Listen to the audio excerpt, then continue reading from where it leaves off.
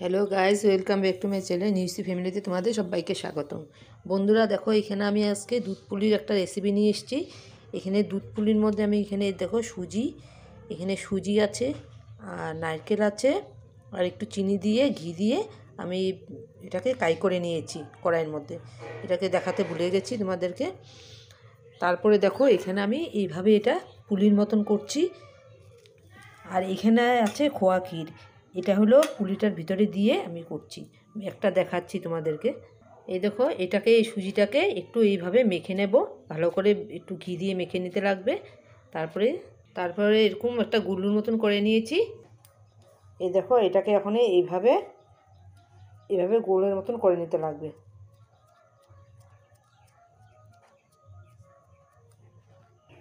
এই দেখো, বাটির শেপের মতন করে নিয়েছি। এখন আমি এটাকে খোয়া ক্ষীর একটু ঢুকিয়ে দেবো এটার ভিতরে।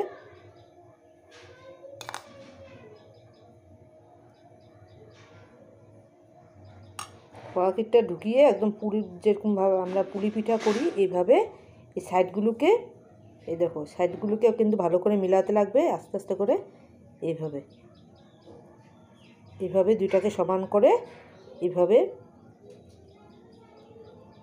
এই দেখো হয়ে গেছে। এখন এটাকে ডিজাইন করার জন্য আমি, যেহেতু খুলে যাওয়ার ভয় থাকবে দুধের মধ্যে দিলে, এখানে একটুখানি মুখগুলো আটকিয়ে দেব।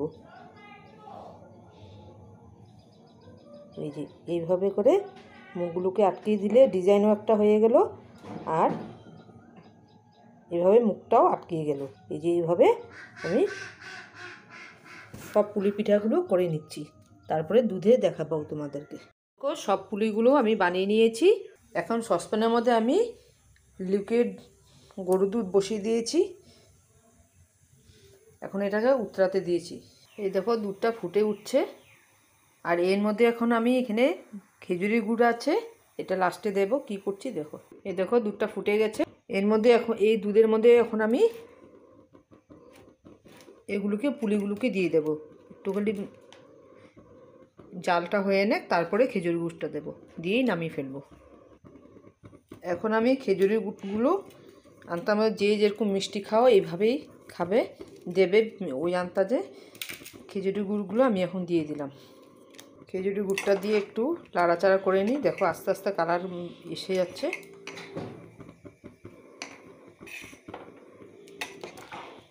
দেখো পুলিগুলো আস্তে আস্তে কিন্তু একটা করে ভেসে উঠছে। এই দেখো বন্ধুরা, দুধ পুলি রেডি হয়ে গেছে। নামানোর আগে কয়েকটা এলাচি আমি দিয়ে দিয়েছি। ভালো লাগলে লাইক শেয়ার কমেন্ট অবশ্য করো বন্ধুরা। এইভাবে খেয়ে দেখো, খুব ভালো লাগে, নরম হয়। বাই বাই বন্ধুরা।